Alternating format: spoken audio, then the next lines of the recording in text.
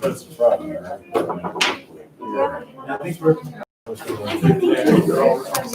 Nikolai. Thank you.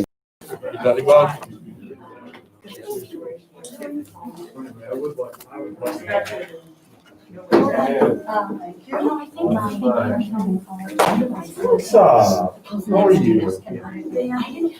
Andy Doodle. Oh, good.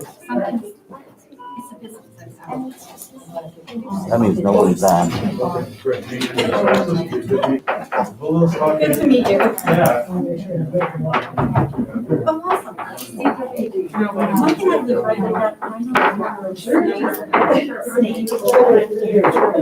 He's been on too.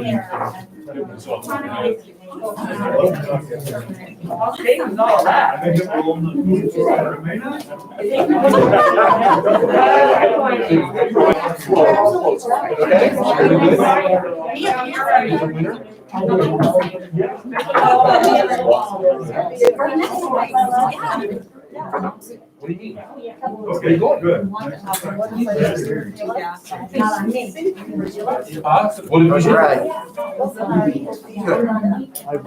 Well, what if you don't? Well, if you don't, then I'm gonna come over and follow you to your house. I know where you live. You go to Kiosk every day?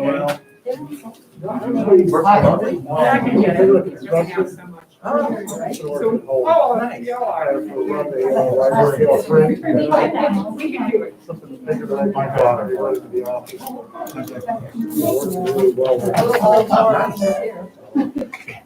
I think that's a very good question. Oh, yeah. I think that's a great idea. Oh, I did too. Swap. Yeah. Dump it. Oh, yeah, love it.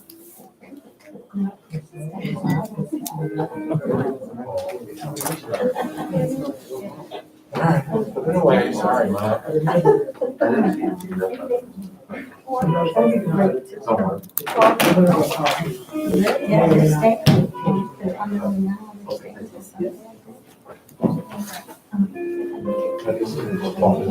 It just went from beautiful summer to like. We're all down there. We call? Yeah, apparently no one's out here. I drove out to East Georgia the week before yesterday. Football, and it was sunny out there. The trees on the way out to East Georgia, you know, people eating, they're taking, All right, everybody. 7 o'clock, let's call this meeting to order. All rise for the pledge. I pledge allegiance to the flag Of the United States of America, and to the republic for which it stands, one nation, under God, indivisible, with liberty and justice for all.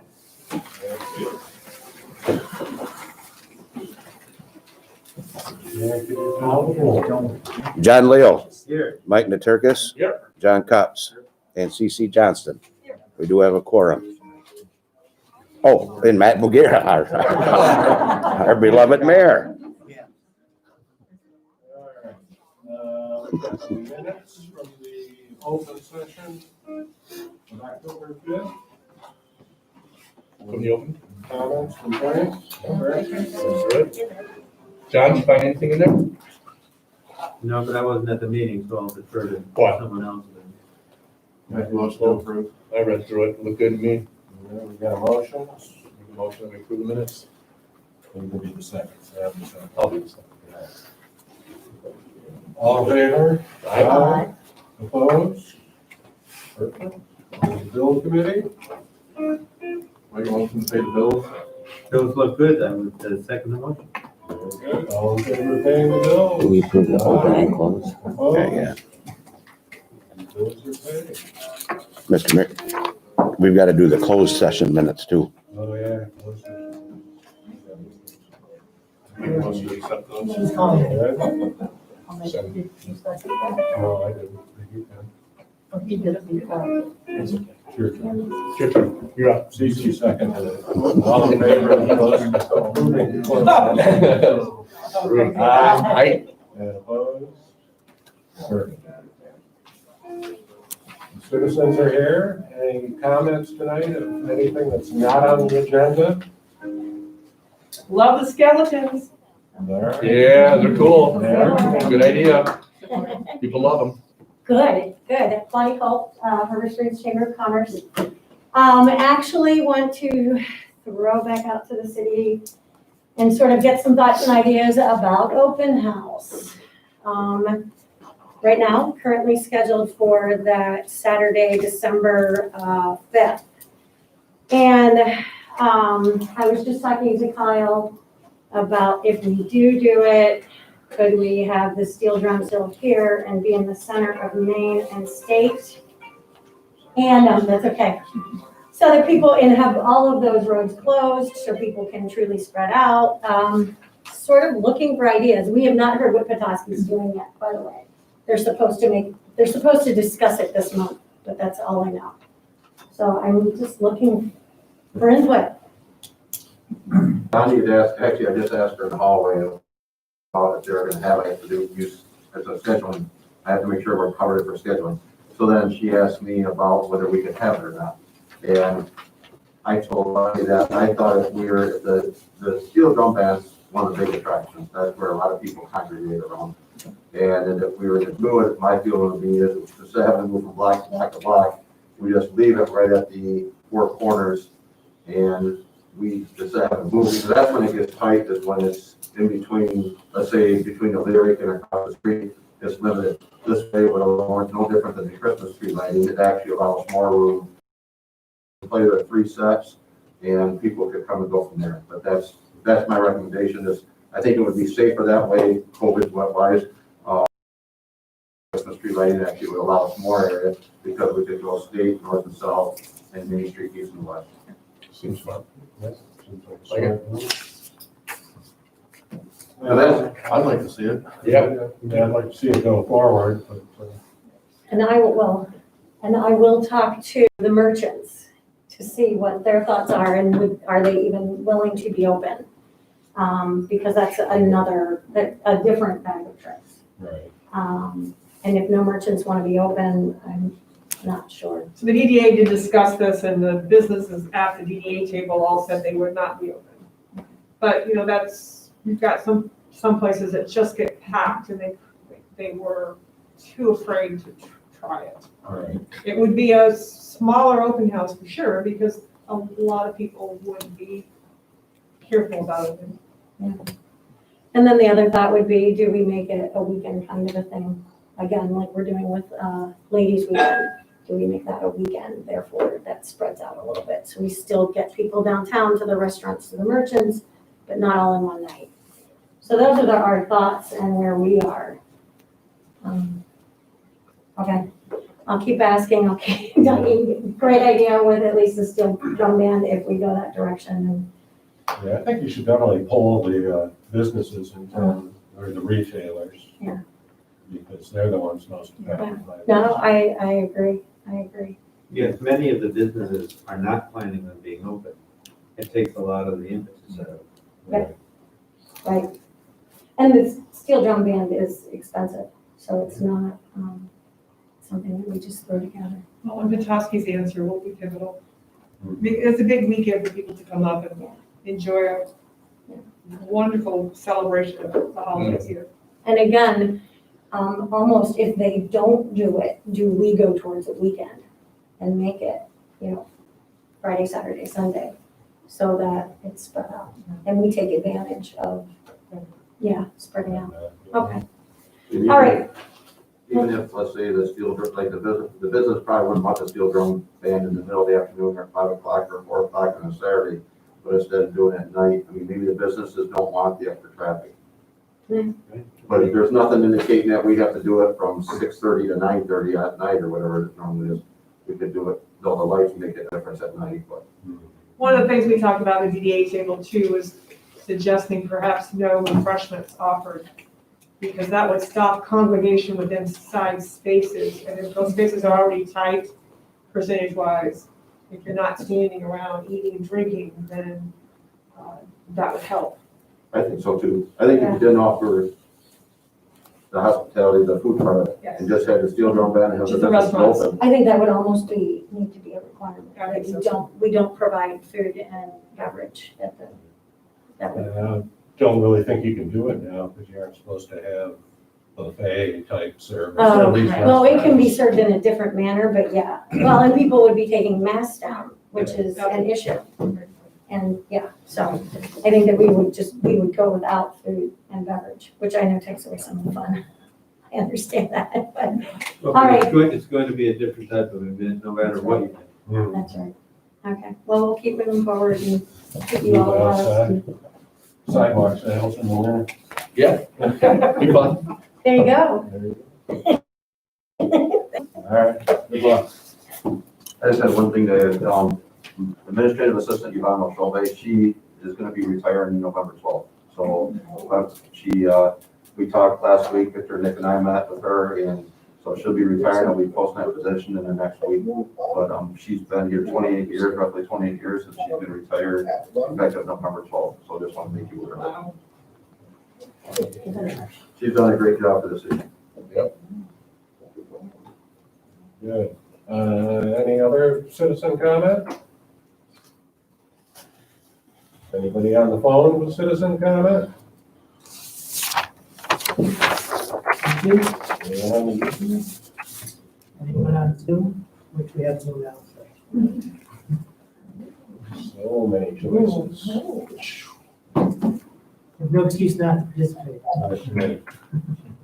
So, All right, well, if there's no more citizens comment, we can move on to the city manager section. All right, before we go on, I would just like to, again, as we did last time, do the city manager's report before we do the closed session. We should probably do all the new business. and All the new business as well. appointments and all that. Exactly. Very good. All right, the first item on the agenda is we have Mr. Tim Knudsen back from Beckett and Rader to do a little presentation on the redesign of the landscaping proposal here at 119 in Slow Street where the spillway is. You guys probably read my little spiel there about the design and a little bit about the costs. We're not here to figure out the costs, but I just wanted to make sure you guys had that in the back of your mind as we go through different options that we are looking at. So I will get this up on the screen for you, Tim, and then you can move forward.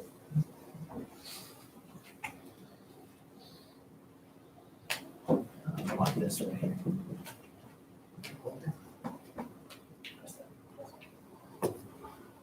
Thanks everybody for coming, thanks for having me. I'm Tim Pearson from Beckett and Rader, I'm a landscape architect who came out of our office in Kiosk, but actually have a Harbor Springs address, so don't tell those folks over there. Anyway, if you remember, the last time we were here before you to present this plan was beginning of August. It's been a little bit. We actually showed you two variations of this plan that both kind of played off the walkway with the landscape to create, number one, a sense of enclosure and a sense of place for what we'll call city hall grounds. Number two, to create some sense of enclosure and separation from the roadway for people using a walkway. So that's how we ended up with most of the landscape plantings on the roadside of this feature walkway. So, but if you remember the last time we presented this plan, we had a pretty uniform, even spacing of larger trees along this part. And so the biggest change is that we've introduced some evergreens into the plan. These were prompted by a very gracious donor who came forward who would like to participate in costs to help develop the landscape. That donor had a specific request, and that was to include some evergreens for full season interest. Maybe something to capture the snow in the wintertime and add some interest when we don't have leaves on the trees, and also possibly add some seasonal interest with lighting for what have you during holidays. So we've introduced 3 evergreen trees. They're all green spruce. We're envisioning larger planting and 2 smaller plantings. This also gave us a chance to kind of loosen up the plan a little bit, make it look a little less uniform and formal. And we use the evergreens and a couple other species to try to make it more natural looking and maybe a little bit more representative of what you might see in northern Michigan naturally. So, in addition to the evergreen trees, these 6 smaller trees are all river birch. Now, if we're looking for a tree that wouldn't get too big, like a large canopy tree, like a maple, for example. But an ornamental tree that would maintain a medium, moderate size, but also be fairly tough. So we got a number of species on our preliminary list. We got some input from Ben Belling, the forester, regarding what might work best in this location. And at the last tree advisory board meeting, the consensus was to go with the river birch. So it's a species that can be managed fairly well on the site. So we have more of a naturalistic planting throughout, but especially on this side, with evergreens in the center of the bed here, river birch flanking either side with a regular spacing, and then a pair here and here to kind of help create this sense of enclosure for this part of the site. In this version, we're also showing this optional seat wall. Now, did some looking at that seat wall and the surrounding grades, and it's apparent that this wall is not going to stick up. It's not going to be elevated. As you drive past the site, you probably realize that this area is a little bit recessed. So, in order to get some real elevation on this wall, it would have to be maybe 4 feet or higher. The section that I'll show you that I drew assumes a height of 3 feet. I think that's achievable. It's just a question of the impact that the wall makes that height. So we created an alternate to this plan. And that was simply to replace the wall with large boulder outcrops. And not a constant boulder border, but more, again, a naturalistic 3s and 5s in random spaces, and then create this landform that we were trying to create with the wall. We have about the same approximate height to that bed, so that we can get the same enclosure on the back side of this wall. Sister had asked me last week when we were talking about the plan, what the possibility was of phasing this, and at the time I just kind of reacted quickly and said, well, it's certainly possible, probably the wall would be, the component you want to implement first. I'm assuming the wall is probably causing the most consternation because of the cost and the perceived maybe effectiveness. After thinking about that for a while, there's no reason that this couldn't be constructed, this grade couldn't be built. And if and when the funds become available and the will is there, if this wall is constructed. So I just wanted to make that clear that this option doesn't preclude eventually placing that wall. So some of the other items in this plan are the larger light green circles are flowering shrubs, but think about medium-sized flowering shrubs, nothing too large. The dark green circles are low evergreen, something like juniper. Again, juniper, river birch, and evergreen. That composition is something we see a lot in northern Michigan in nature. And then the areas of cross-hatching here. Well, this area with the thinner cross-hatching is perennials and annuals. This area with the coarser hatching would be a native grass that borders either side of that branch and softens the edges a little bit. We're keeping the proposed relocated City Hall sign right here. Then here, here, we're also proposing a 7-foot triangular wayfinding kiosk. So this is a pretty substantial piece of equipment. It's not like a 3-foot by 2-foot sign. This is something that you could stand at from a distance from here to that wall. and read it and get an understanding of where you are, maybe learn a little bit about the history of Harbor Springs.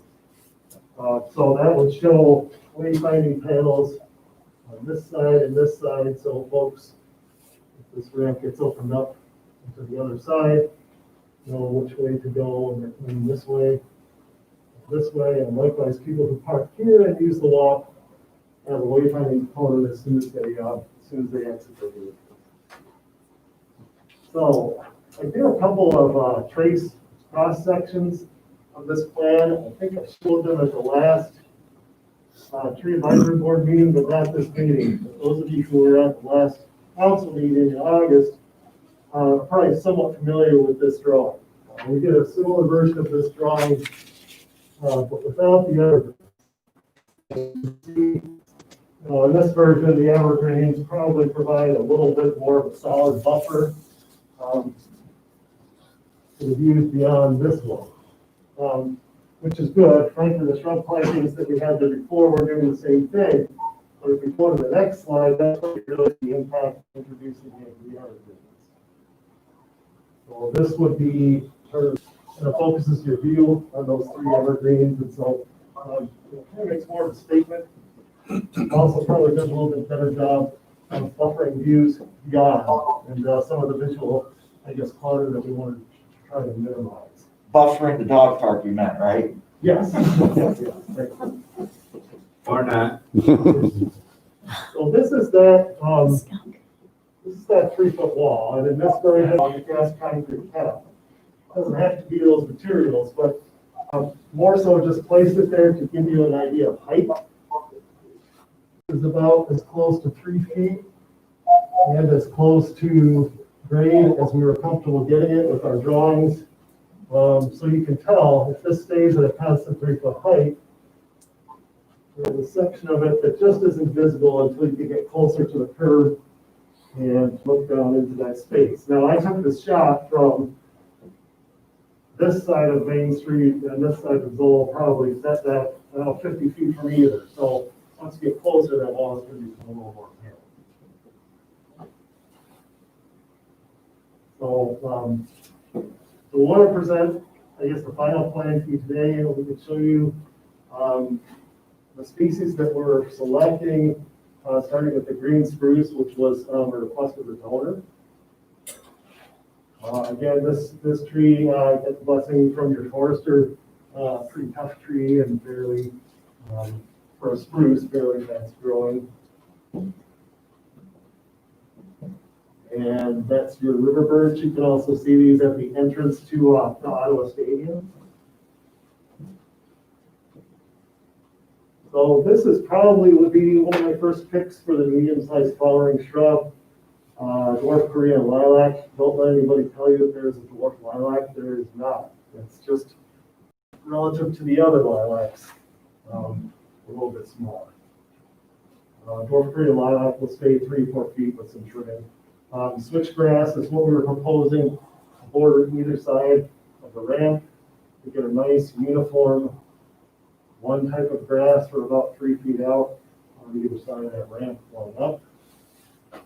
And then the last slide, I think, has Procundus juniper. So this is what we were thinking about when we were describing the small dark green circles, a really low growing evergreen, and Procundus is one of the lowest growing. So we're presenting tonight to get your input on the final plan. We're also here to make people aware that we're going to be posting a number of questions, probably just 6 or 7, on the city website starting tomorrow. So we'll post the questions in addition to the 2 versions of the plan. And there's just a number of questions that either specifically ask for a preference or try to get at what's behind that preference, such as how familiar you are with City Hall, how would you rate the aesthetics of the grounds surrounding City Hall? So, our first question is, how familiar are you with the space described above in its current condition? And we'll give these like a 1 to 3 range that these are proposed. quick show of hands, obviously you're probably all familiar with the space because we're right there, but, how often, do you visit City Hall? Again, this is probably, 1, 2, 3. I see a lot of familiar faces here, so I think probably most of you at least attend a couple of meetings. Some folks from the Trade Advisory Board here. How would you rate the aesthetics of the grounds surrounding City Hall? So we're talking about City Hall building and the landscape across the parking lot to the north, as well as the grounds to the south. Yeah. Oh, I'm sorry about that. I should say Main Street. So anybody want to take a shot at that? Rating the aesthetics of the good, bad, and different.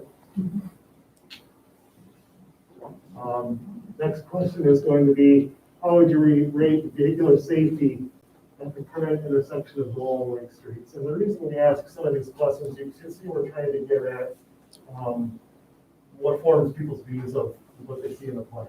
So, as somebody who comes here a lot into town, I noticed that that intersection can be a little dicey because before people start picking up speed to go out of town. Zone Main. Zone Main, yes. And vice versa, coming back down the hill, sometimes people forget to slow down entirely as they're coming down the hill. And pulling out on Lake can be a bear in midsummer when that's all going on, and both of you putting more and so forth. So the reason I bring all that up is because studies have shown that introducing vertical elements within a certain distance of a roadway can slow speeds down. It's just a psychological effect that it has on us. When we see things get close to the road, it tells us if there's a hazard, and it causes us to pick our foot off the gas. How familiar are you with Harbor Springs from the City Hall location? The reason why we're asking this question is because with the opening of that ramp, once it goes underneath 119, or once it goes underneath Main Street, sorry, and there's linked with regional trails, it's going to be a pretty important hub in terms of, in terms of wayfinding. People are showing up for the first time in town, being here to stop at City Hall, or riding in on bikes on the other side of the street. So, we want to get a take on how familiar people are with Harbor Springs from this location. In other words, can you tell me where you're on? Sixth question will be just to simply indicate a preference for either preliminary plan option A or preliminary site plan option B. And we'll put a couple sentences on the bottom of each plan that makes it obvious the difference between the two plans. And then the final, we want to give everybody an opportunity to provide any additional questions or opinions regarding the preliminary site plan. So I think we planned on having those questions up tomorrow, I would say after 10 o'clock for a period of 2 weeks. Yeah. And so after those 2 weeks, we'll take the input to get from you folks tonight and the input from the questionnaire, go back and make any adjustments to the site plan that are inherited by the comments, and return to your final site plan with a final opinion. So can I answer any questions about the plan? Jim Mulder, I'm on the tree board, also landscape architect. If we go back to the plan for a minute, Victor. I just had a couple comments. Number one, I thought we had talked about white spruce because of the problems with the neopast syndrome and blue spruce.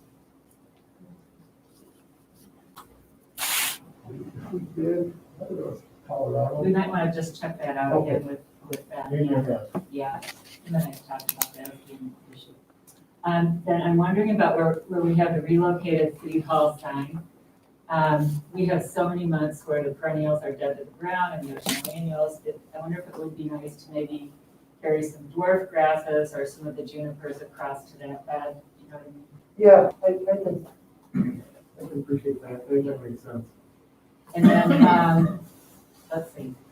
I love the plan and I love that wall. I think we should do whatever we can to make the wall happen.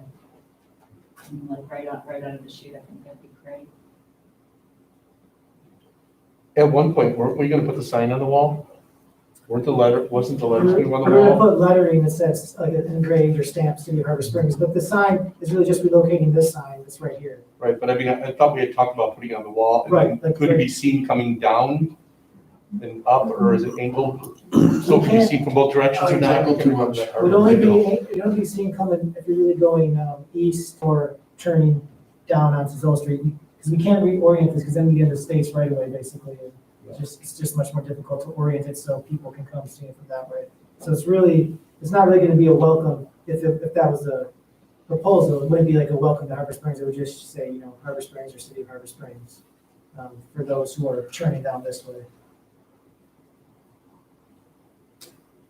You have a rendering of the street view of the wall. Do you have a street rendering of what it would look like graded with the rocks? I don't, but it wouldn't take long to add one. Well, if that's what we're comparing to, having one without the other is a little tough.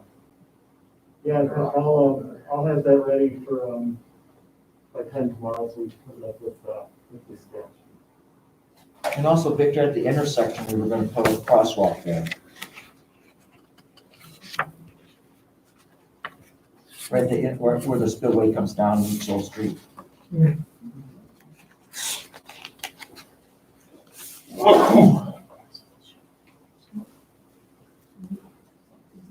On this side, right here, yeah. There's a crosswalk. Yeah, there was a concern about, the people like the plan for second, the thing I probably didn't mention this time was the expansion of this sidewalk. Our edges are about here now. So just trying to create more space for pedestrians to linger and talk. However, we're not proposing expanding the curb lane. So that curb face will still be there where it is now to protect past pedestrians. We don't want people cutting that curb with vehicles and running up on the street. And also for the spillway purposes. Yes, yeah, we can't narrow that any because of its purposes as a spillway.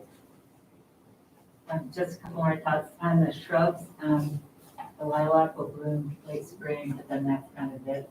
So did you consider hydrangeas at all, where we would have it all summer? I would love to do hydrangea. Yeah, like endless summer or something like that, or Pardon?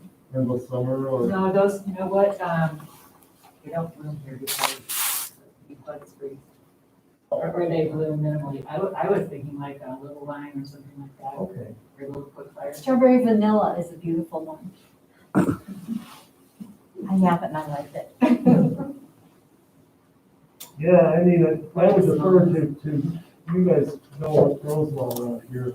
It seems to be pretty tough though. Yeah, the deer seem to stay away from those more so than like Incredible or something. And, just one other thought about the idea of annuals. Annuals are wonderful, but maybe we ought to check in with the garden club before we put too much into that. Yeah, that's a good point. And you're right. I mean, you could achieve much of what we're achieve on that sign with some low, showy shrubs too. But, yeah, maybe they would do it. Anything that left out. Sidewalk lighting is still in place. Here, we're just talking about ground bollards, putting out this light, and then other trees. Was there any benches gonna go in beyond down there, but up a ways for people to sit kind of around in there as they were coming down, or no? In here? Yeah. We can't put anything to, Do we put it on, oh, it's right to the wall? it's a spillway, yeah. They can sit on the wall. Sit on this stuff. First aid logs. Little ladder. We had talked a little bit about, making this sort of like an interpretive, these are some of our native species around here, like, we do red maple, so that kiosk too, down the road. Yeah, I think that'd be nice if we could, we were round up the palette, that was almost all native, that would be well. CC, Yeah, I was going to ask about the walkway. Um, First of all, we don't know if we're going to be able to have that be part of the bike path. So I don't understand, people walking up to and turning around and coming back. There's really nothing to see.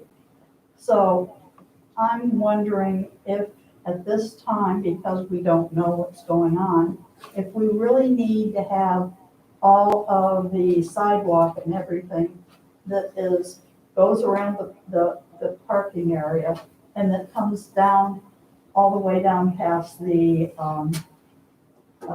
drinking fountain. Do we really need to have that expense? This right here? Yes. Not at this time. I was gonna say, because if we need it later, we can put it in, but why do we have to do it now? And I mean, and the sidewalk that goes This exists. over towards the east, I don't think we need that either. This already exists. Pardon? This sidewalk. Oh, it's already there? Yeah, this exists already. So that's one of the ideas that I've mentioned in my little memo there, was that we could, cut certain things out, but have a plan for it. And then if this ever does become a spillway, then we can add Correct. those things on, such as the kiosk, which would be $7,000. So we Right. definitely could do those phases. And I think Tim, the primary reason we started this was just to have some trees, shrubberies, greenery to cover the spillway, regardless of whether we can use that as a pedestrian path or not. Also, I was thinking, if we're trying to save money, we're not trying to spend a lot of money. Could not some of the grasses and the perennials, couldn't they be put off? Do they have to be planted? When the trees and the bushes are planted, couldn't that be something that could also be done later? I Most mean, of it can be- all these little things add up and save a lot of money, which we don't really have.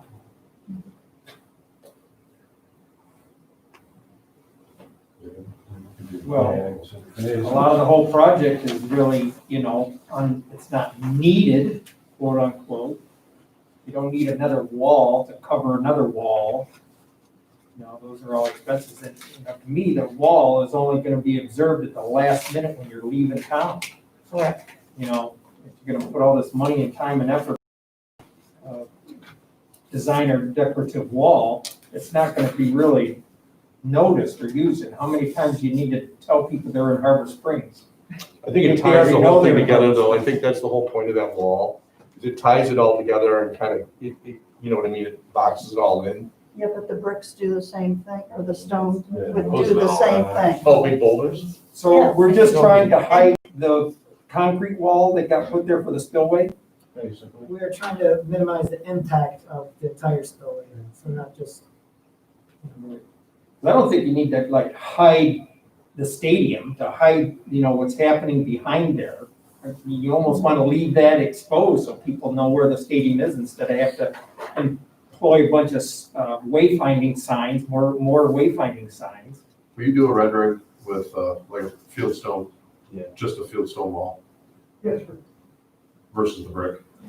Or I'd how rather see- about I'd rather if you see a- finish see the a field concrete stone. wall that's there? Can I talk? Yeah. Thanks. I'd rather see a field stone wall across there and blend in, a little more naturally, be less expensive. And and no maintenance. Are you saying just add it onto the wall that's there? John, you say just add it onto the wall that's there? Yeah, do a landscaping wall, but just You're talking about a dry lake wall, not concrete and stone. not concrete, just a nice boulder landscape wall. Be zero maintenance. Yeah. we can do Brick that.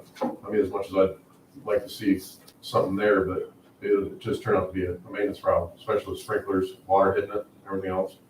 So the purpose of this wall, really wasn't to hide the other That was walls. the bigger grade up. It's to elevate the grade and give our planting a little more prominence. We'll be planting in a recessed area up here to work with the grade that we have now. But I think a boulder wall would be a little softer. I think It would be softer. yeah. And again, to the boulder wall with boulder outcrops or with a foam wall. So we'll put an elevation together. with the outcrops and then one, showing a dry laid, a nice, dry laid boulder wall representing To me, the wall as rendered, well, first of all, you're not gonna see it coming into town, you just can't see it. So putting the name in it as you leave town, to me, doesn't make any sense. And to me, that looks rather industrial. What we're looking is to soften it, to have greenery, to have a green space. And that's just reminiscent of so many industrial parks that I've seen. As you go into the industrial park, there's the name of the industrial park. I don't think it fits. It will help to have a rendering where you can actually compare them side to side and see how they stack up. Nice job. Yeah. The visuals, you know, help sell it.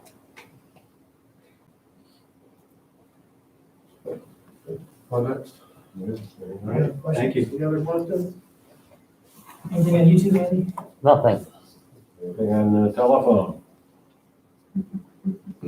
Well, if you think of it, let your fellow community members know that there's just, and you had a question, I'm sorry. No, I did, it was handled. Okay, good. Well, let your fellow community members know, this should be up on the city website in the form of a poll. Tomorrow, if it takes a little time Wednesday, that's fine too. Don't need to rush everything by 10 a.m. with a few little instructions. Okay. So don't worry about I'll touch base tomorrow. it. Yeah. All right. Thanks, everybody. Thank you.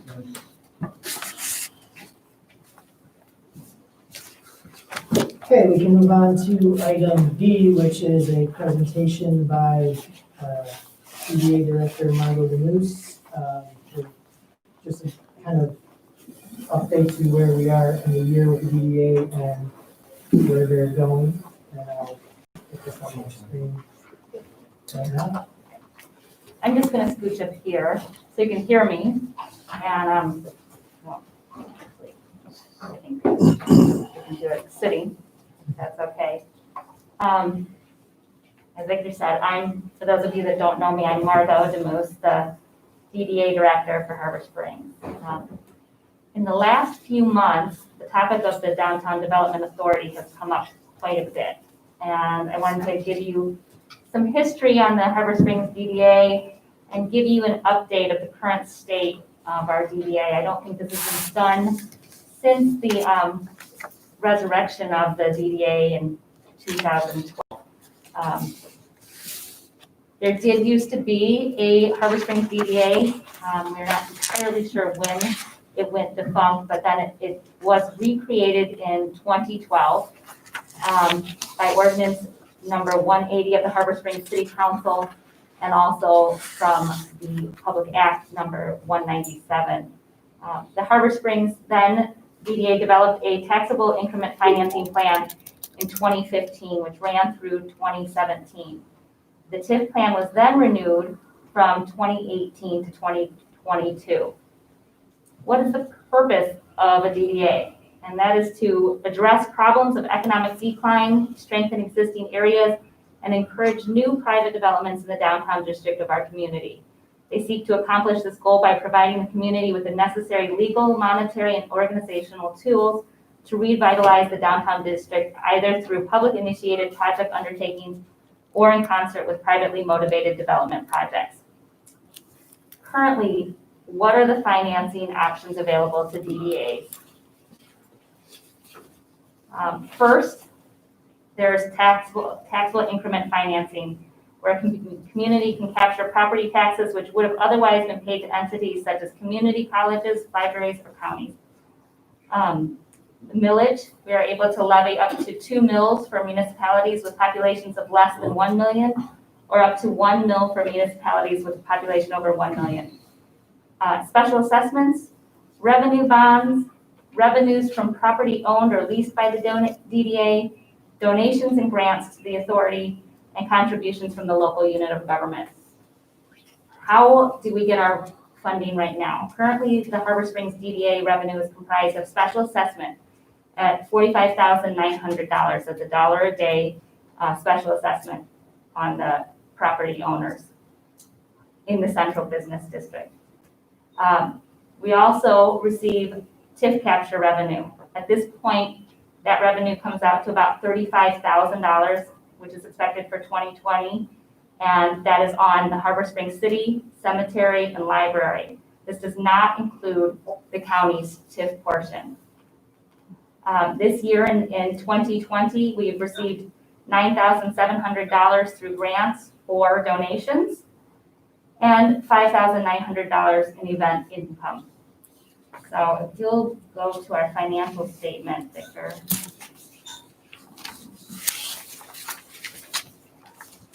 You see, for 2020, our total revenue is $107,484. We're budgeted at about $105,000 per year. And our expenses year to date are at $54,640.61. We're looking at this point that after wages are paid and other expenses, that we will probably have nearly $40,000 as a fund transfer balance for the DDA for next year, for 2021. This does not include the county TIF portion. And if you go to the next one down, it'll show the projected revenue for our TIF capture. And as you can see, it does not include the $21,307. But, and at this point, we are on an upward trajectory with the projects that we have downtown, particularly with the Mossberg project. We really only see, the TIF capture increasing at this time. Currently, the Harbor Springs DDA has one of the lowest operating budgets and revenue incomes in comparison to similar sized neighboring cities in northern Michigan. So if you want to go there, you can see that Petoskey has over $1 million in revenue, mostly coming from parking, and then their special business assessment. Charlevoix is at just over $570,000. Point City, $387,469. And East Jordan at $240,000, even St. Ignace at just over $200,000. And then Harbor Springs is at $105,036. So where we're at is that the DDA is currently discussing several options for generating more revenue. First, the DDA is exploring its options to begin receiving the county's TIF capture portion. We've been in discussions and are moving forward with some possibilities, and not really sure where that may end up legally.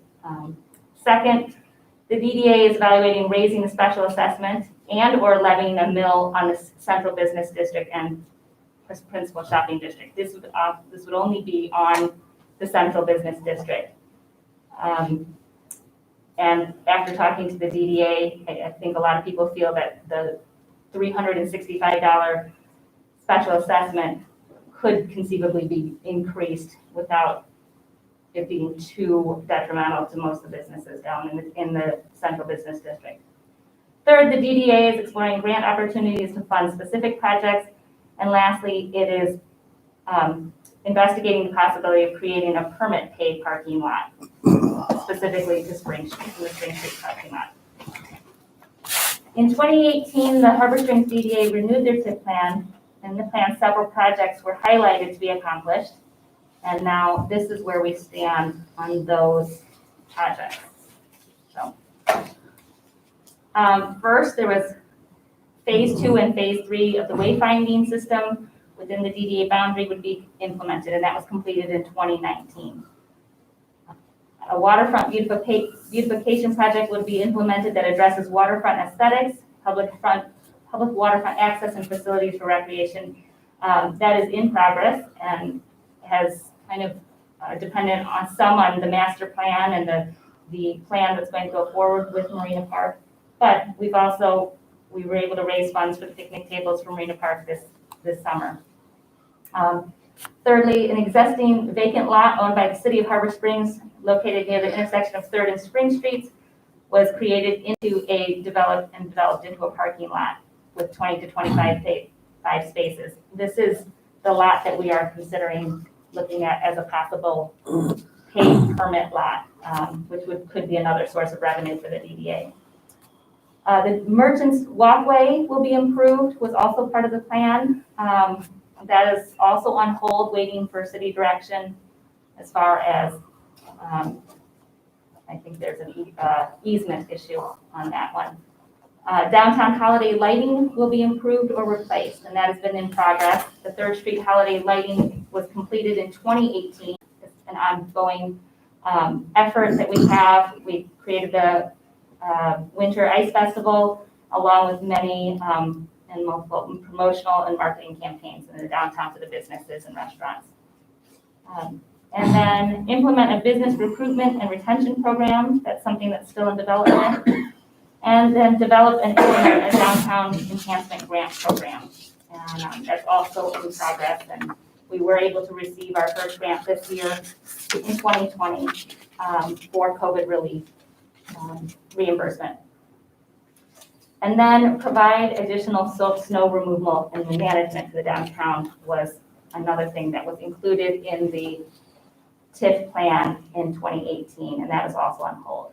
So at this point, the DDA has completed wayfinding, Spring Street parking lot, 3rd Street holiday lighting, ice festival, waterfront outdoor seating fundraiser, and then grants. We are now looking at what are we looking at as projects, proposed or current projects.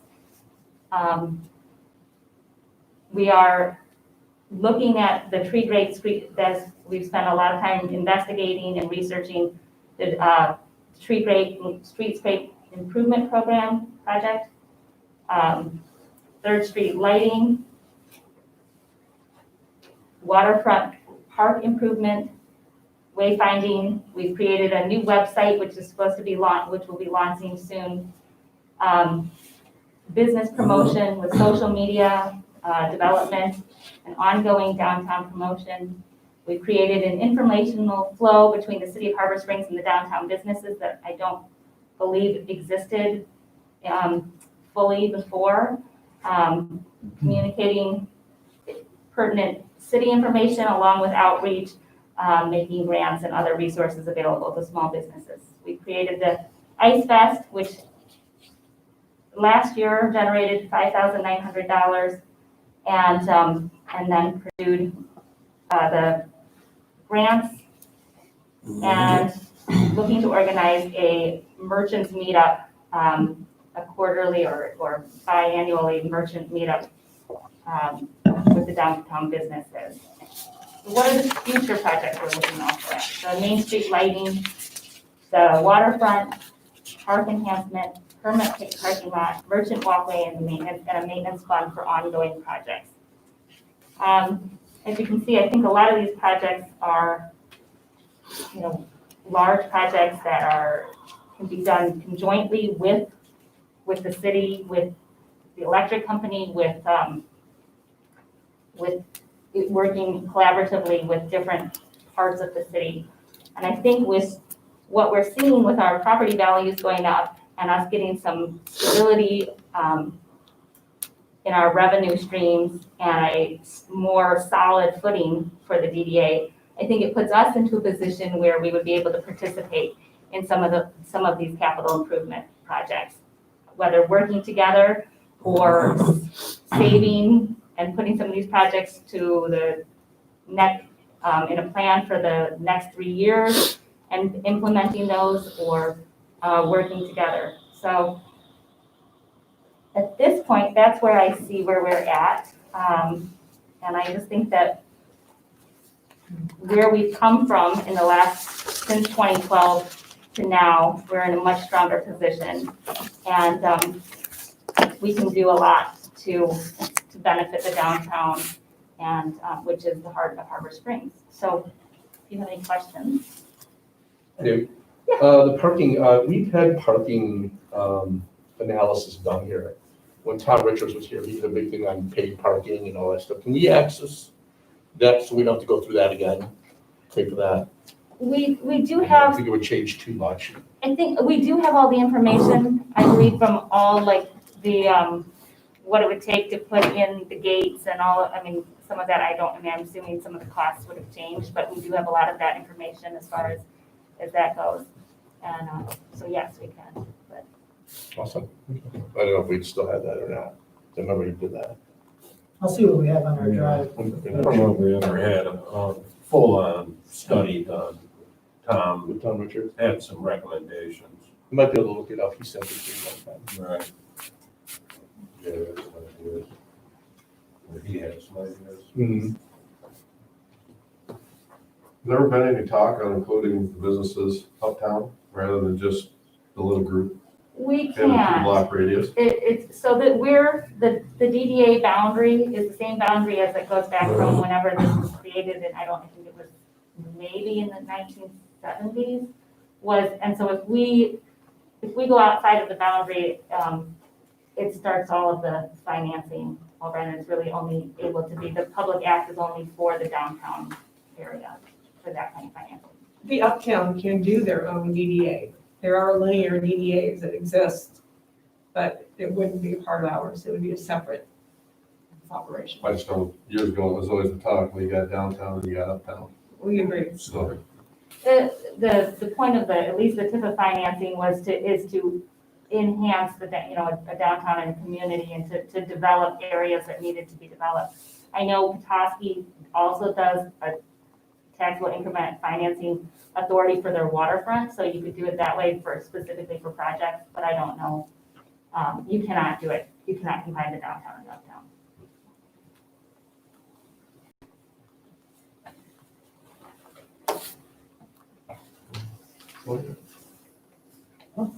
thanks for the update. Thank you.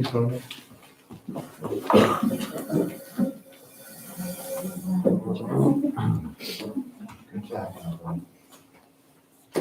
All right, moving on to item 3C, which is an update on short-term rentals and the code enforcement process. And I did have a little write-up there, and we also have, if he's there, Jeff Graham, our assessor zoning administrator, who is on vacation right now, but he's taken out some time to join us to talk about short-term rentals from Montana. So thanks, Jeff, but I'll just really go really quickly in my a brief overview of what I wrote in my memo to council on this, and that is, so recently there's been a few more I guess concerns or complaints about short-term rentals in town, and we really didn't get many until late August, early September. We started getting a few trickling in, and they were mostly related to issues such as, and one house in particular was related to trash and trash removal, and a few other locations was about parking, and then there was just some general complaints about short-term rentals going unnoticed and not being licensed and operating under the radar. So those were essentially the issues that started popping up. As you know, COVID happened. We had a moratorium on short-term rentals for a couple of months, so did the state, and they opened back up. So it's kind of been a awkward year for short-term rentals and for the city trying to regulate them. So it's been a little off year. But so there are three issues that with this update I figured that we should consider. Is one is this ensuring that the property owners or properties that are operated as short-term rentals are actually registered and have a license.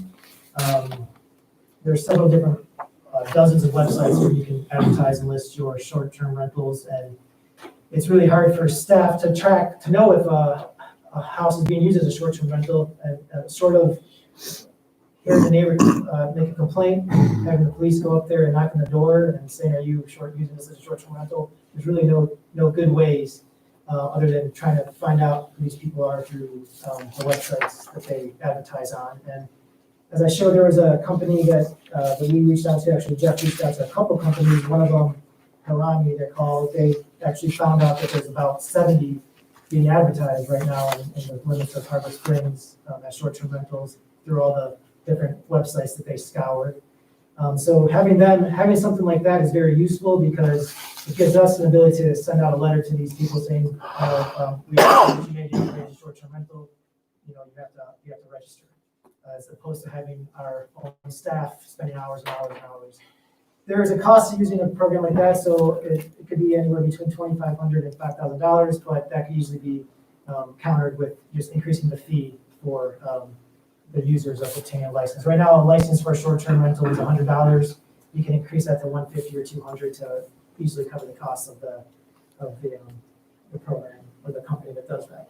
The second aspect was criteria for granting a license. Right now, our ordinance by design, there's really not many criteria you have to, I guess, pass or check off before you get a license. It's really just, do you have a registered local agent and will you comply with local regulations? Other cities have a variety of different types of criteria, such as one of them is includes, I read in one town where you have to have an affidavit, how you're going to be using the property. You have to show building plans of the interior, maximum of 2 occupants per bedroom, things like that. There's also been ones where you can't advertise your short-term rental without having your license number on the advertisement. I don't know how well that works out in real world enforcement, but there's a variety of different ways you can have a checklist instead of just saying, all right, you just need a registered local agent. Well, here's a bunch of different other things you can do before you get the license. So that's one thing that would perhaps maybe help staff and maybe weed out those ones that are going to be good people that are abiding by the rules, as opposed to those that are just going to try to skirt the process and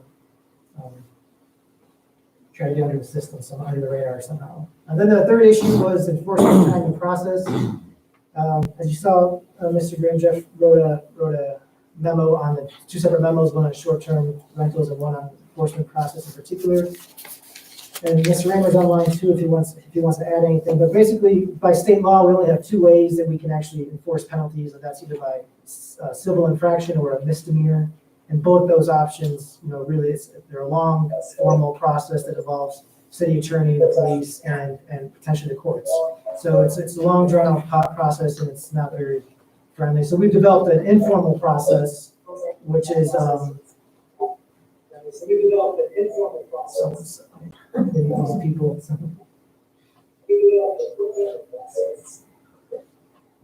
Okay, we have an informal process where we send out a letter to suspected people that are operating short-term rentals without a license, or for any zoning code or city code violation.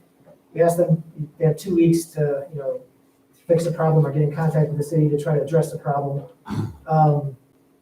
We usually give 2 weeks because it might take a week or more for people to get the letter, because a lot of homeowners don't actually live in the city, so we mail out to the property owner.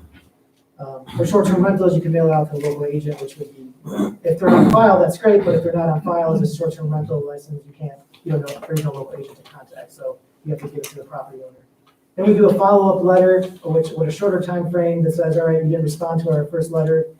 This is your, please get back to us. And then if they don't get back within a week, then we start the investigation process with the police and issue within a few days after that, start potentially issuing a penalty or a fine or a civil infraction, depending on what it is. For the most part, this process, whether it's a zoning process or city code process, for the most part, this process works well, but there's always, sometimes it takes a little longer for certain property owners to get in compliance versus others. But, the vast majority of the time, this process, with the friendly letters and asking people to come in and talk to us, it works just perfectly fine. Jeff, I guess I'll ask you if you have anything to add to what I have said. No, I think you covered it very well. Can you hear me okay? Yes, we can. Yeah.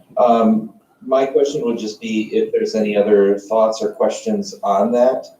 I think you laid out pretty succinctly the 3 things that we kind of look for some guidance to make sure that we're doing this the way that this council would like to see it. Thanks, Jeff. And Jim, is there anything you want to add further on, about the civil infraction versus misdemeanor and the process for penalties? I would just say that the civil infraction penalty is really, particularly in this area, a much better way of dealing with violations. The remedies that are available are much greater, believe it or not, by using the civil infraction. The court can enter court orders directing the people to stop doing something, and if they continue to do it, they can be subject to contempt of court. The penalties are pretty strong, and the other side of it is there's no reluctance, or sometimes there's reluctance if it's going to involve a criminal charge to pursue a case against a citizen. Whereas if it's a civil infraction, it's that stigma is not there, and I think the police and the city administration is more likely to pursue it. So, particularly in the short-term rental area, I think the enforcement using the civil infraction method is better. No matter how you slice it, however, the bottom line in any enforcement action is the ability to prove that the individual is violating the code. And in the short-term rental arena, it's difficult. You have to have proof that the person is actually renting on a short-term basis, not just anecdotal evidence to that in that regard. If you are using anecdotal evidence, civil infraction process is better because the burden of proof is substantially less than it is if it's a criminal infraction. If it's a civil process, you have to prove that it is more likely than not that the individual is violating the ordinance. If you're in a criminal case, you have to prove it beyond a reasonable doubt. So it's a significant shifting of the lessening of the burden of proof for the city to prove a violation in the civil infraction area.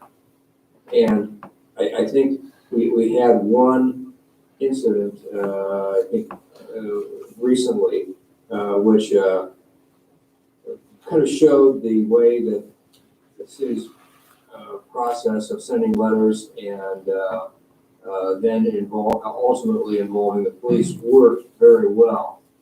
We had people at least were responsive, but not totally responsive to letters coming from the city. The police got involved, at least made a call or two, and hello, people came in and signed up.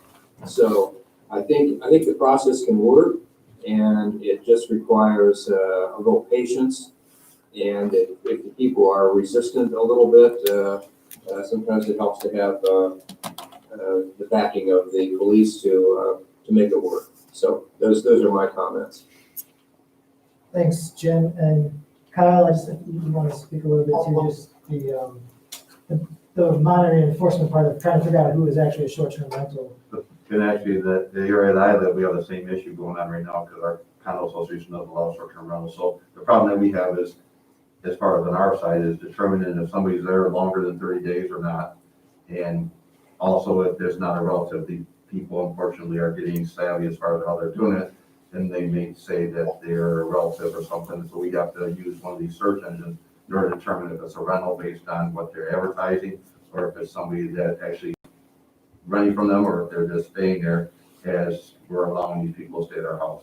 So our enforcement action would be to knock on the door and try to determine, number one, are they staying there longer than 30 days, and try to monitor how long they're staying there.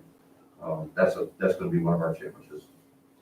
But like Mr. Raymer said, in reference to the civil infraction, that's 51.49%. It's a little easier to prove or disprove compared to beyond a reasonable doubt. So that does give us a little latitude, but it is a hard thing for us to try to get enforcement on it. I could say it's a short-term rental. I mean, you can easily say it, but to try to prove it's a different thing. How long the people are actually running it for, how long they're staying there. They could run it for 30 days, but only be there for 15 of those 30 days. And there's also the other follow-up is, they may use it as short-term rental for one weekend, and then the rest of the year they use it as month to month or longer. And so trying to figure out all those things and balance those different ways that the house is being used or the unit is being used also poses a difficulty.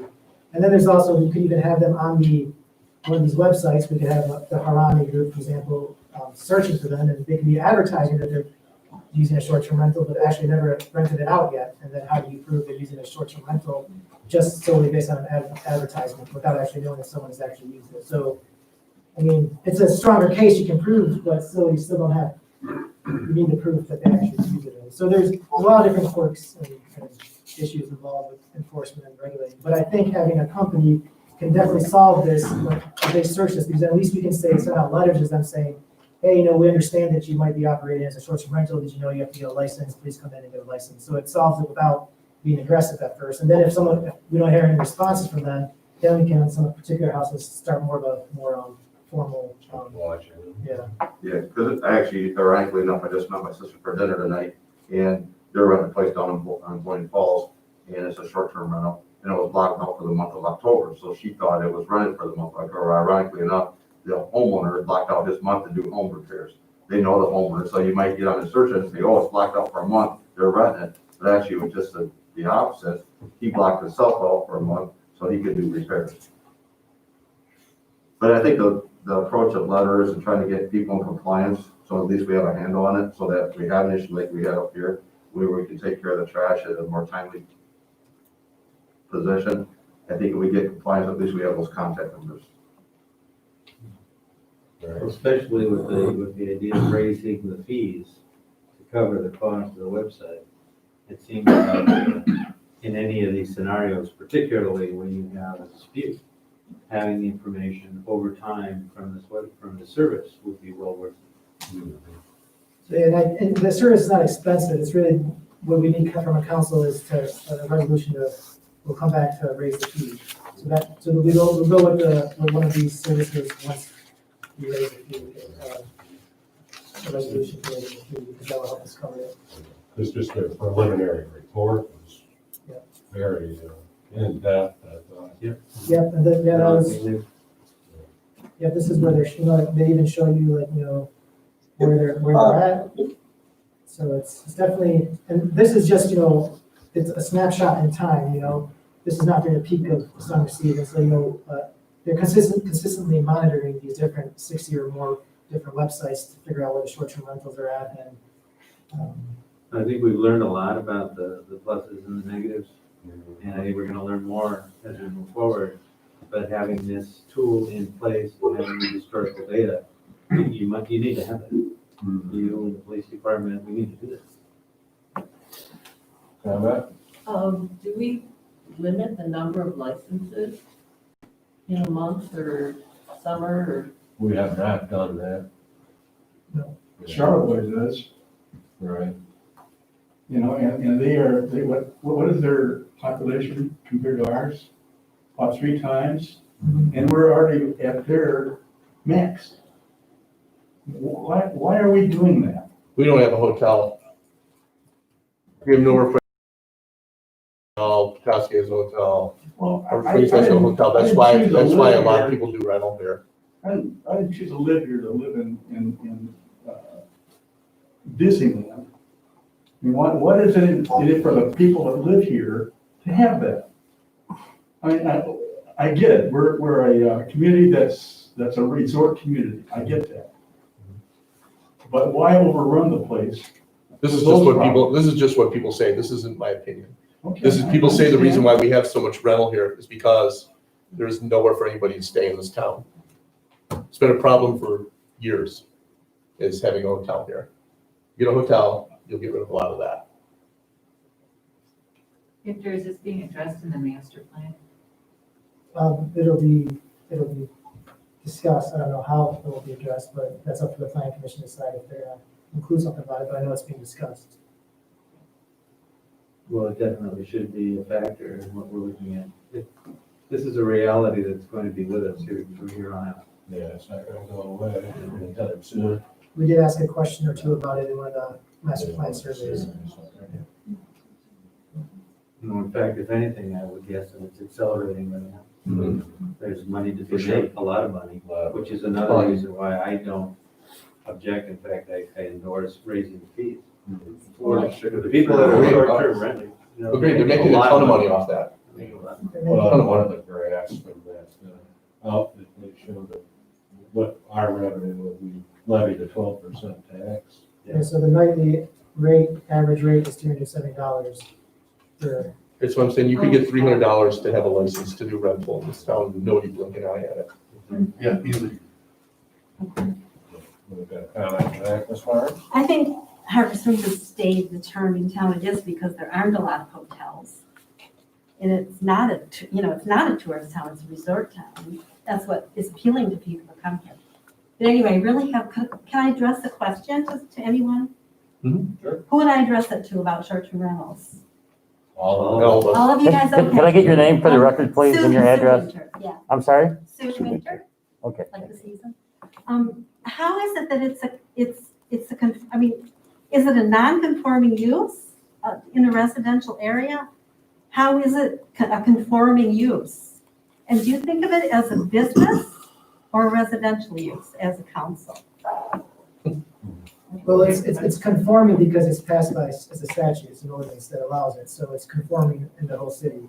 Whether it's a business or not, that's even a debate that the courts, different state courts and decide, different states have ruled differently on whether it's a business or not. I think at this moment, Michigan State Supreme Court, correct me if I'm wrong, Jeff or Jim, but hasn't made a ruling on if it's quite a business or not. But there's a lot of different interpretations from it on whether it's a commercial enterprise or not, So which zoning ordinances did you rely on to come to the decision that it was a conforming use? Jeff, do you know how we came to that decision? That it was a conforming use in Harbor Springs? In R1 and R2, and maybe R3, areas, neighborhoods. Well, my belief on this is prior to my even being there, we've had short-term rental use going on in the city of Harbor Springs for quite a while. Previously, we limited the use to 7 days or more, and we did not allow less than 7 days. That issue there became very difficult to monitor and to keep track of. So that prompted us to relook at our situation here. To touch a little bit on the legal issue, I don't believe that Michigan has issued any court rulings on this. Some other states have had state Supreme Court decisions stating that short-term rental use of property is a commercial use. However, Michigan has pending legislation that could potentially make short-term rental use a by right use, which would prevent us from having anything in our city code limiting the ability for property owners to do that. So it's a delicate subject. I've been to a number of different seminars where short-term rental use has been discussed in length. Some communities that have a good handle on it and that are doing well, some other communities that are like us and starting off, making changes and whatnot here. Some communities are seeing things that are working and some are seeing things that aren't. One thing that a lot of communities have done that works well, that prompted us to include it in our stuff, is the local agent, having a local contact person that could address situations more quickly. Some things that have not worked well are communities that try and limit the number of locations within a community or limit the number of days that the properties can be rented. Those communities found that trying to administer enforcement of that was very difficult. So I'm not sure. I hope that answered your question. Well, when you look at the city code, it talks about transient housing, rooming house, boarding house, bed and breakfast, which are all transient housing, and you need to have a special use permit. Like when the rooming house came up last year, it needed a special use permit. Well, aren't these all in the same category? They're transient housing? How are they not different? How is the one not different from another? A bed and breakfast is, housing, lodging people? Well, there can be different definitions based on, for example, how we define the zoning code, but the fact that the city council adopted an ordinance and a resolution allowing it to be everywhere in the city, it doesn't matter what other definitions of bed and breakfast or other types of housing is. It's the fact that the city council already approved it as a use, allowed use as long as you have a license. That's what differentiates it between the rest. There are, and other communities struggle with the definition of bed and breakfast versus motel versus short-term rentals. And some communities have a definition of bed and breakfast as difference is you're renting out one room to one person, another room to another person, whereas in a short-term rental, you're theoretically renting out the entire dwelling unit, which could be 3, 4, 5 bedrooms to one person. So or one group. So there's difference, there's differences in how you can define it, but ultimately our city has chosen a couple of years ago to go with allowing short-term rentals, having a definition for short-term rentals as different between other definitions and making that the law. And council at any time can choose to decide to redefine short-term rentals and relook at that. But I think at this point, that's up to council to decide. I don't think that's what we're talking about here today, but it can be if you want to. It's kind of just to give us a little more direction on. Do we have any specifics about, assuming we could take the 70 number that Harami has provided, how many complaints have we had over the last year? How many issues have we had? Jeff, correct me if I'm wrong, but we've only had in this year specific addresses. There might have been 2 or 3 specific addresses that we got complaints about related to it, but we have a lot of complaints in general about people noticing homes in general being used more traffic in and out, so there's more parking issues, more homes being used as short-term rentals. But as far as specific issues at specific address, there's only been 1 or I think 2 or 3, right, Jeff? Well, we have had a couple issues that have come up, not really very many, and I think that we really should probably categorize. We get 2 types of complaints regarding short-term rental use. One is just kind of a generic complaint from neighbors that are unhappy that there is short-term rental activity near them, and their displeasure in that. The other type would be a complaint of a specific issue that's going on at that site, such as a garbage problem or a parking problem. And with those, we've had, let's say 5 or less, there were specific issues. Most of those were handled very quickly because we had the local agent's contact information. We were able to call that local agent and say, we have a concern with this activity, and they quickly resolved it. We had 2 where we did not have the local contact information because they were not already in our rental program. One was regarding garbage, another one was regarding parking. And because we didn't have them already in our list, it took longer to get in touch with the property owner to address the situation.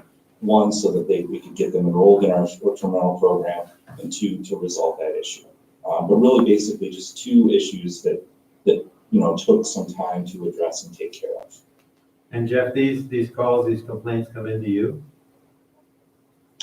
I think usually when someone calls City Hall and they have a concern or complaint regarding that, city staff directs them to me. Sometimes, Andy or Nick will get something, but generally speaking, they'll take that complaint and either forward that on to me or have the person contact me directly. Well, this is a sensitive topic. It's a very visible topic. The percentage of incidences is still very low, but they're still there. And they're incredibly annoying and frustrating to the neighbors, particularly. I would suggest that it would be helpful to council to have specifics about how many calls over what period of time, if we can capture names and addresses so that we can begin to chart where this is all happening, because this is not going to go away. We need the tools, we need Harami, we need some background information, but we need a real-time gauge on what's happening in the city with these complaints so we can deal with it going forward. That's a good idea, and we've actually talked about that. I think A similar thought was mentioned at Planning Commission, and Victor and I have already talked about putting together, I think, some type of a spreadsheet, not just with short-term rental complaints, but with all zoning related complaints. What the follow-up action was to that. And I think keeping track of that and having that information to present for a future meeting is something that we are going to do. Thank you. I think it's helpful to talk about this in terms of incidents, but I think we also have to look at the bigger picture of, this escalating trend. What kind of pressure is this putting on our neighborhoods? Like, it seems like there's some neighborhoods where there's just more and more and more short-term rentals, and it's going to ruin the character eventually. And then I think the other problem is the pressure it's putting on availability of affordable housing. When something that's reasonable comes on the market and it gets snapped up and turned into a short-term rental, and where it could have, maybe been a. Well, on the flip side, you'd rather have short-term rentals in a house That's the sitting there case for vacant. limiting. It's true. No. Well, in my mind, to answer the first one, which is very valid, we need the data we just talked about. We need to know what's happening where over what period of time, so we can chart it and see how it distributes throughout the city. The second one, there are other pressures that are driving up the cost of living in the city, not just the conversion to short-term rentals. So that one will be a lot more difficult. I'm not saying it's not happening and that it's not important, but One of our things, I hadn't seen this chart before, but if people are spending $370 a night to stay in a short-term rental, it's compared to the hotel in Petoskey, that's why we don't have that many calls. And we get some calls, but it's part of the reason is the people that are renting here are people that are willing to spend $370 a night. Also, they're full over in Petoskey. What's that? They're full over in Petoskey. I have a friend of mine coming up this weekend, and he's having a hard time finding a hotel already for 2 days. Yeah. So Victor, you were looking for guidance specifically about fees? Well, I mean, fees, and Jeff and I had a question too about if there's any changes that we want to make to the short-term rental ordinance as is, especially regarding criteria, because if we have concerns from residents about just the numbers of short-term rentals, it's possible to, limit the number without actually limiting a number, but having more criteria for which you must obtain a license. For example, there's a lot of little things you can do. I mentioned a little bit of them earlier, but if this council wants to explore that further, are you happy for now the way the short-term rental ordinance is? You want to see this data first with Harami or some kind of company and bring back more data next year and see how things go? Or do you want us to explore potentially editing that ordinance and bring some proposals to council? Yeah, I'd like to see some more, maybe make it more difficult to get the license. Well, that's the issue though, Matt, is because what's happening is nobody wants somebody next door coming in and going. Like John Wayman, when he was in here, he's upset because they were taking his firewood out of his backyard, you know what I mean? And he had a rental next door. And it wasn't how much money they paid for it or how much money they're standing for the night. He just doesn't want anybody next door to him renting. And I think that's the problem. That's what they're talking about back there. They're talking about the fact that they don't want anybody next door. And this Nobody does. You'll see a pendulum swing. So the more, now that we've opened up, made it easier for people to use their cars as short-term rentals, you get people who are more upset about it. You hear from them more often. If you go the other way, then you're going to hear a lot of people that want to use their cars as short-term rentals coming in and saying, this is too hard, too strict on us. So really, at one point, the council has to, not to put it bluntly, to stick to a philosophy and an ordinance and live with it for a while. But I mean, of course, this is an experiment. It's been only a year and a half, 2 summers now, 1 summer of COVID, so we really don't have the best data. But if you want us to, we can explore, at least having more criteria to make it. Well, I think Jeff and you mentioned that, that there are other cities and municipalities that are farther down the curve on this than we are. Mhm. So if that information is available, staff, without creating busy work, could come back with kind of recommendations based on best practices to have fuller criteria for people who are applying to be short-term rentals. I think that would be a step in the right direction. We still don't know where we're headed, but it would be helpful to know what have other people, we're not trying to do anything new here, we're trying to do what other people have done, let's learn from them and look at best practices. One thing in short-term rentals, they should meet all fire criteria. So I mean, smoke detectors, fire extinguishers.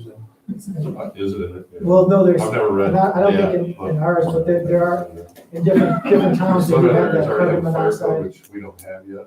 Each, So, there's things about in other ordinances where each unit must have two ways of getting in and out, so a window and a door, so there's different criteria you can have, maximize the occupants in it, require them to hand out, all this information on the city's ordinances, and noise ordinances and trash ordinances to every single person that's running it out, so, and proof that they're doing that, so they have to, so they're all different, there's different things that we can do, it's just, it's a matter of just Jeff and I sitting down and exploring some more. I think a minimum of $300 per fee. 500, I do 500. Well, the reason, we have to be careful, the whole point of doing fees is not to get a profit, but to cover the staff's costs. So governments can't charge more than it covers to really essentially cover the cost of doing business. So we can't just charge whatever we want just because it's as a deterrent. It's meant to cover the costs of administration. $100 is nothing. Well, the $100, so Sue, the $100 fee came in because we basically based it on the amount of staff time it takes to process an application, and we essentially use their hourly rate and average amount of time we spend on an application, as well as amount of time dealing with occasional enforcement issues. So that's how you get to $100, which is a couple hours of work for one staff member per application. May I say something? Charlevoix just went through this last year, and they did like Harvard did. They started registering. Well, all of a sudden they got up to, I think it was 141 registered. And they're, I think, double the size of Harbor Springs approximately in population. Well, all of a sudden, someone said, well, 141 houses are basically off the market. They're no more residents in these houses. Stop this, this we can't let this go. So, I mean, they went through a lot of work, I know, and they set it at 80. Well, if we followed Charlevoix, we would stop at 40 for the whole town, if we followed their formula. And also, they have a full-time compliance officer, from what I understand, just to handle the short-term rentals. So I think there's a lot to learn from what Charlevoix went through. Well, the flip side, you can either have a short-term rental that's got people coming and going, supplying restaurants and businesses, or you can have a vacant house. That's right. Sit down there. I'd rather have a 9 vacant months house out of the year. any day than people in and out, in and out, in and out. So she doesn't understand that. You don't know until There's you two sides do. of it. Yeah, we can argue this all night. I know, We've had enough. yeah. Now, we started at 100 because that was your estimate. We now know that the city is spending more money than $100. We're trying to deal with it. If I could make a recommendation, my thought would be, what if we try utilizing one of these internet companies for services to enforce compliance in our program? I think that will head off most of the issues, because we will be able to address concerns as they come up faster. And try that for another season and see where that leads us, to then see what types of issues we're having with that. Agree. But that would also increase the fees to cover Yeah. any incremental costs we're going to incur up to and including extra city personnel time and the service that we're going to send. Of course. Yep. Do you need a motion? No, we'll bring back a proposed fee increase, and then we'll do it. I think that's the right thing to do, and then look at best practices and see. Well, we should What's the best probably revisit the ordinance. I don't recall if we had a limit on parking. There was debate about that. How many cars you can have per bedroom. How many, the occupancy, 2 people per room, or if it's 10 people.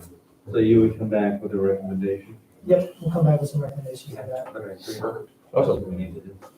Yeah, just, put some more time into it. Thank you. Yeah, Well, unless there's any other questions. we got one more. Well, I disagree with, limiting the amount of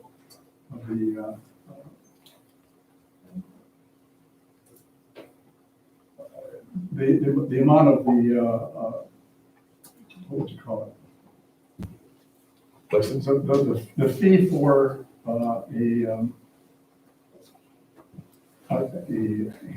license, there we go. I mean, capitalism in action here. If you make it $1,000, you can have a lot fewer people wanting to get into that. So you can do the fee as opposed to covering our cost, is to limit the people that do it.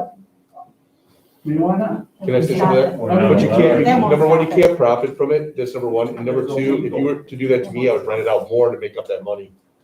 I'm just being the devil's advocate on that, you know what I mean, I'm sorry, seriously. say it again? If, a couple things, number one, you can't, because you can't profit from it from as far as, the governing factors go. But the other thing is if, say you did that to me and they raised me and I had $1,000 fee for rental, you know what I'm gonna do? I'm gonna rent it out more to make up that money. Because as a business person, I'm not gonna go backwards. So, that's what's gonna I assume that happen. your fee would have to include the expense of the license. And I would think people would drop out as the fee gets absorbed. I don't think at $350 a night, anybody's gonna drop out. It doesn't matter what you make it, you have to comply, and that would be up to There has them. to be a reasonable, rational purpose for the fee. It can't just be because we want to, it has to be related to administrative costs. Yeah. All right, well, we'll revisit this. Andy, anyone on YouTube? Anyone on the phone? Good job, Jeff. Thank you, Jeff. Yeah, thank you for taking time out of your vacation, Jeff. Oh, no problem at all. Back to Disney World with you. Enjoy the teacup ride. No, I'm at a military base in Montana, so. Oh, let's go back to that. No turn to me. Okay, item 3D, remote meetings resolution. I kind of prepared this resolution not knowing exactly where the state's gonna end up with allowing remote meetings. So the state, Senate, and House have passed a bill allowing remote meeting participation by board and council members through December 31st, 2020, but the governor hadn't yet signed it when I had read this, but now the governor has signed it. But I still think it's safe to have a good idea for the council to allow us on the local level to allow for remote meetings by either electronic means like Zoom or YouTube or phone through December 31st, 2020. 2021, thanks. And so I just have a short resolution here that basically says that we recognize COVID could pose a threat to some people, safety and health, and that we want to conduct business as usual, and that the best way to do that is to allow remote meetings participation. That's in December? Yeah, that's through December 31st, 2020 next year, because that's what the state bill allows. And this would apply to all boards and commissions. I think it's a good idea. Yep. I agree, I'd make a motion to approve. You know it. Faster than the buzzer. I'll do a roll call as it is a resolution. Mike Naturkis. Yep. John Cups. Yep. John Leo. Yes. CC Johnston. Yes. And Matt Bugera. Yes. Motion carried. Thank you. So the next one is a rescheduling of the November 6th regular council meeting. November 2nd. It takes place obviously 7 p.m. But the issue is we want to kind of lighten the burden on our clerk staff and our election staff because they have to be here at 5:45 in the morning for the elections, which are on November 3rd. And it takes them several hours to set up at after a meeting. So if we have a meeting that goes from 7 to 9, they'll be here at 1, potentially setting up, and then have to come back at 5:45.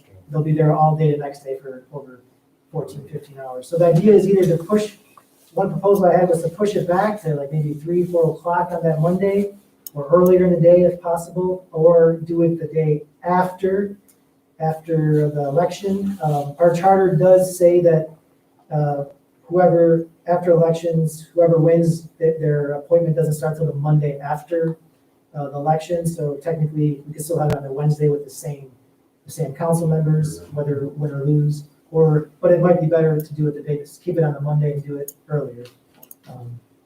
Or you guys can decide to cancel it, but I think we'll have a bunch of issues that still need to come to the council that day, so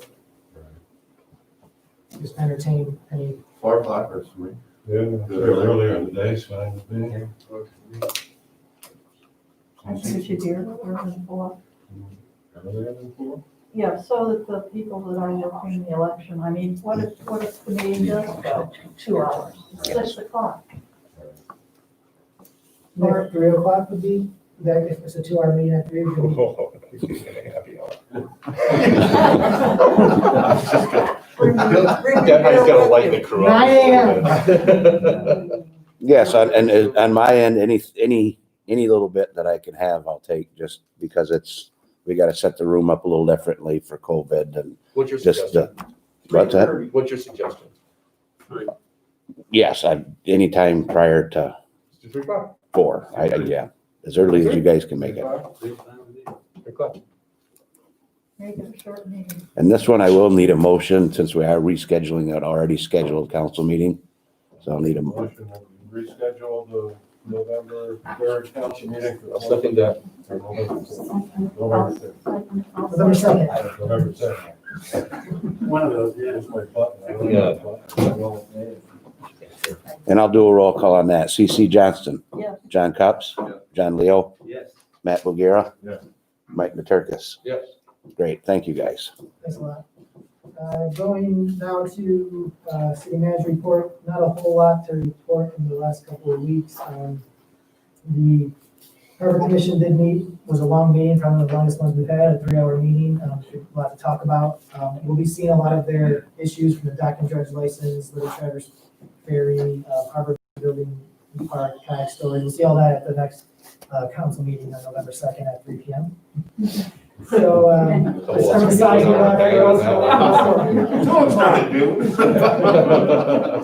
That's gonna be an ugly one. And then the planning commission had a brief meeting on October 15th, Thursday, which was, they approved a special land use request. I've had a few meetings, a lot of energy and efficiency related meetings going on lately, which is good.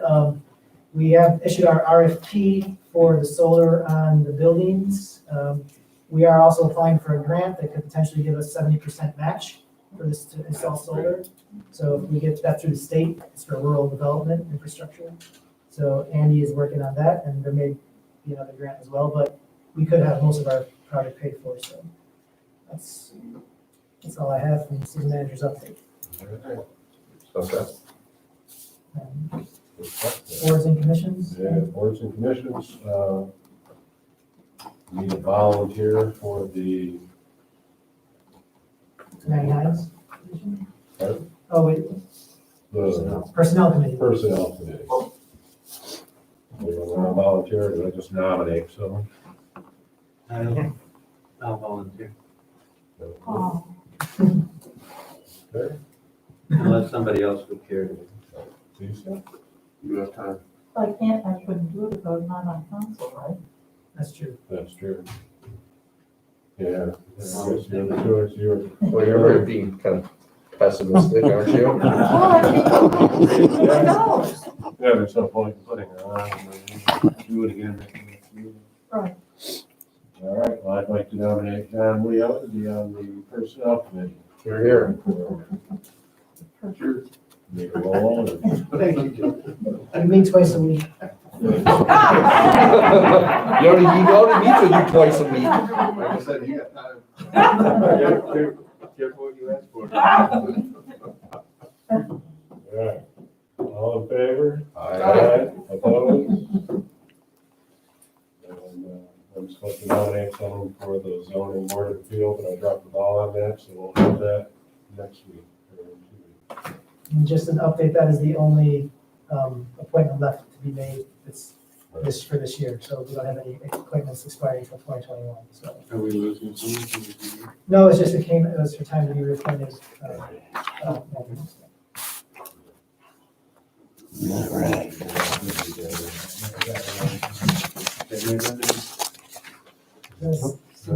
any new or old business today?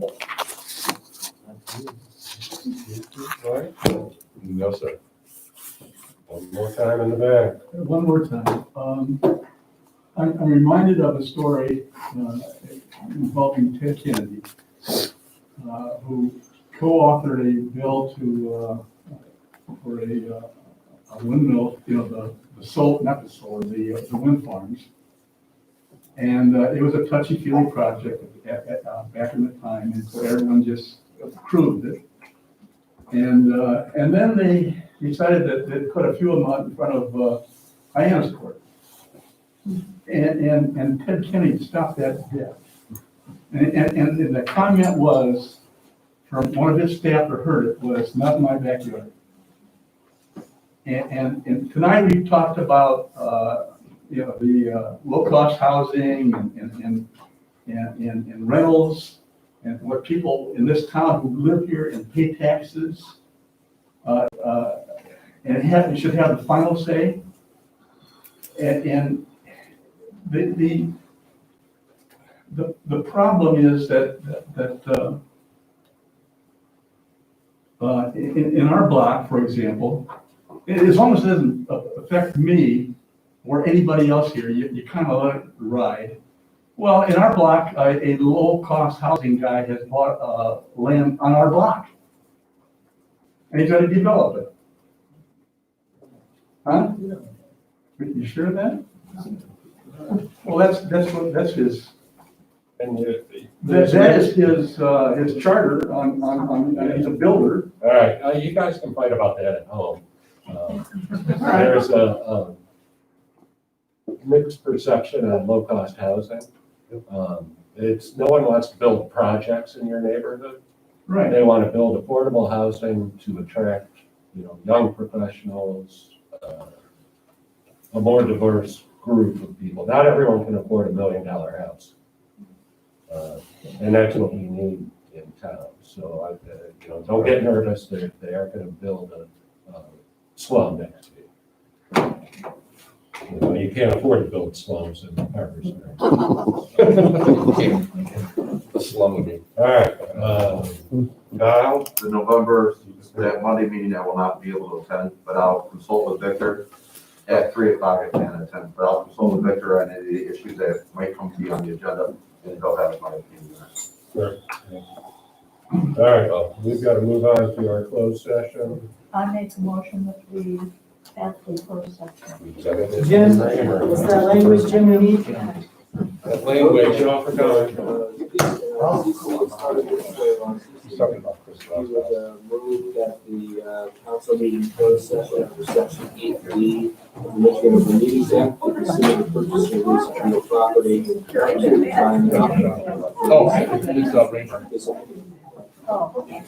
CC so moved. CC so moved. Second. Third.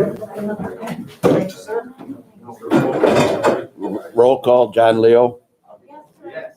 Mike Naturkis, CC Johnston, John Cups, and Matt Bogira. We are in closed session. Yeah, that's Chris Brown's house.